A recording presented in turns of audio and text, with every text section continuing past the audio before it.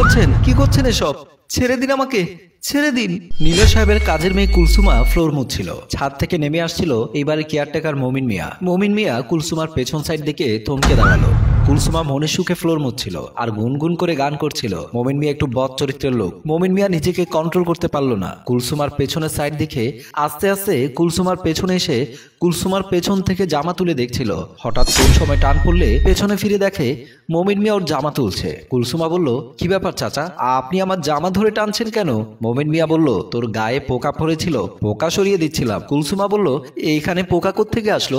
আপনি পোকার নাম দিয়ে আমার শরীর দেখছিলেন? মমিন মিয়া বলল, নাউজুবিল্লাহ, এজন্যই তো বলি গরিবের উপকার করতে নেই। কুলসুমা বলল, আমি গরিব, আপনি কি ধনী? মমিন মিয়া বলল, সে কথা যদি তুই বুঝতি তাহলে বউ মরার পরে আমার এতদিন কষ্ট করতে হতো না। কুলসুমা বলল, আপনার কোন দুঃখ আমি বুঝতাম? মমিন মিয়া বলল, এক গরিবে আরেক গরিবের দুঃখ বোঝে, কিন্তু তুই এ গরিবের দুঃখ বুঝলি না। বলেই মমিন মিয়া চলে গেল। কুলসুমা আপন মনে বলতে লাগলো, বুড়ো খাটাস পেছন থেকে আমার শরীর দেখছে আর বলছে পোকা, আমি কি অত বোকা?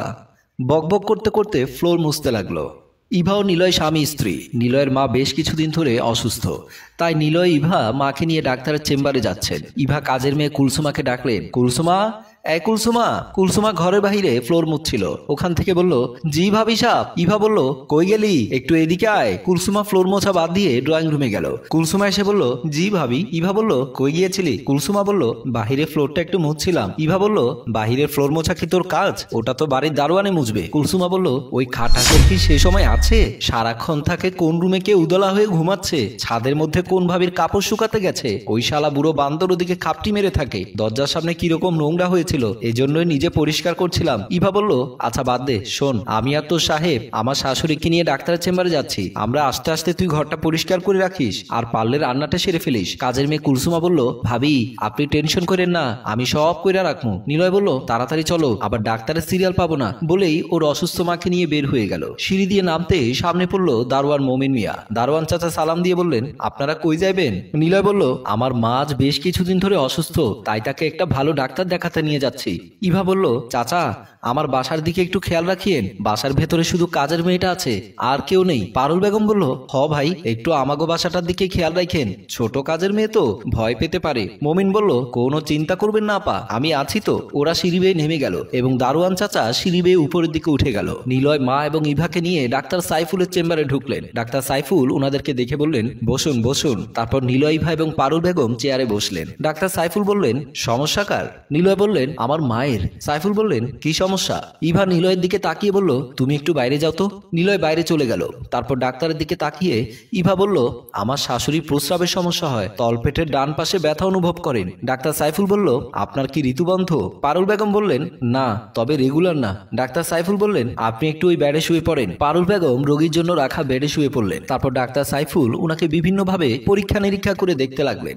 এক পর্যায়ে ডাক্তার সাইফুল বললেন, ঠিক আছে, আপনি এবার উঠে বসুন। ডাক্তার সাইফুল এসে ওনার সিটে বসলেন আর ইভাকে বললেন, আমার মনে হচ্ছে আপনার শাশুড়ির জরায়ুতে কোনো সমস্যা আছে। ইভা বললেন, আমার শাশুড়ি বয়স্ক মানুষ, উনার জরায়ুতে কি সমস্যা হবে? ডাক্তার সাইফুল বললেন, 90% মহিলার জরায়ুতে সমস্যা থাকে, এটা বয়স্ক হোক কিংবা যুবতী। আমি কিছু টেস্ট দিচ্ছি, আপনারা কাল ওই টেস্টগুলো করাবেন। যেহেতু আজকে রাত হয়ে গেছে তাই ডায়াগনস্টিক সেন্টার খোলা পাবেন না, কালকে টেস্টগুলো করিয়ে আবার সন্ধ্যার সময় আমাকে দেখাবেন। বলেই ডাক্তার সাইফুল লেখা শুরু করলেন। কাজের মেয়ে কুলসুমা সোফায় বসে সাউন্ড বড় করে টিভি দেখছিল। ঠিক তখনই দারোয়ান চাচা সিঁড়ি দিয়ে নামার সময় আমাকে বাঁচাও বাঁচাও একটা শব্দ শুনতে পেল। দারোয়ান চাচা দরজা ঠক ঠক করে বাড়ি দিল। কুলসুমা দরজা খুলতেই দারোয়ান চাচা বলল, এখানে আমাকে বাঁচাও বাঁচাও এটা কে করলো? তখন কুলসুমা বলল, এটা তো আমি টিভিতে সিনেমা দেখছিলাম। দারোয়ান চাচা খেয়াল করলো কুলসুমা এখনো সেই ছোট্ট কুলসুমাটি নেই, এখন অনেক বড় হয়ে গেছে। দারোয়ান চাচা এক পলকে কুলসুমার দিকে তাকিয়ে রইল। কুলসুমা বলল, এমন করে কি দেখেন? দারোয়ান চাচা তখন বলল, না না কিছু না, তোমার মালিক যাওয়ার সময় আমাকে বলে গেল তোমাদের ঘরের দিকে একটু খেয়াল রাখতে, তাই একটু দেখতে আসলাম। এক কাজ করো, পারলে আমার এক গ্লাস পানি খাওয়াও। কুলসুমা পানি আনতে চলে গেল। দারোয়ান চাচা সোফার উপর বসে রইল। কুলসুমা পানি নিয়ে আসতেই দারোয়ান চাচা দেখলো কুলসুমার নতুন যৌবন একেবারে টলমল করছে। দারোয়ান চাচা কি করবে বুঝে উঠতে পারছে না, তাই ডানে ভাবে আর না তাকিয়ে কুলসুমাকে ধরে সোফার মধ্যে ফেলে দিল। কুলসুমা বলল, কি করছেন এসব? ছেড়ে দিন আমাকে, ছেড়ে দিন। দারোয়ান চাচা বলল, ধুর, স্মৃতিচারণের লাইগা চিন্তা করিও না, সময় হলে সাইরা দিমু, তুমি এখন একটু চুপ করে আমার সহযোগিতা করো। এমন সময় দরজায় ঠক ঠক আওয়াজ হওয়াতে দারোয়ান চাচা কুলসুমকে ছেড়ে দিয়ে দাঁড়িয়ে গেল। কুলসুমা দৌড়ে গিয়ে দরজা খুলে দিল। নিলয়, ইভা ও পারুল বেগম ঘরে ঢুকলো। কুলসুম ইভাকে জড়িয়ে ধরলো এবং তার সাথে ঘটে যাওয়া সব কথা পারুল বেগম নিলয় এবং ইভাকে খুলে বলল। তারপর পারুল বেগম দারোয়ানকে একটা থাপ্পড় দিয়ে বলল, এখনই চলে যাও, এই বিল্ডিং এ তোমার আর থাকার দরকার নেই, তোমার মতো দুশ্চরিত্র লোক এই বিল্ডিং এ ঠাঁই নেই। দারোয়ান চাচা চলে গেল। পারুল বেগম বলল, আমি বারবার করে বলেছিলাম কাজের মেয়েকে ঘরে একা রেখে কোথাও যাস নে, এখন দিনকাল ভালো না, আজকে শিক্ষা হলো তো? ইভা বলল, হ্যাঁ মা, আমার শিক্ষা হয়ে গেছে, এখন থেকে আর কোথাও গেলে কাজের মেয়েকে বাসায় রেখে যাব না, একেবারে সাথে করে নিয়ে যাব। বন্ধুরা, আমাদের এই গল্পটি কাল্পনিক। যদি আপনাদের ভালো লেগে থাকে লাইক কমেন্ট শেয়ার করতে ভুলবেন না। ধন্যবাদ।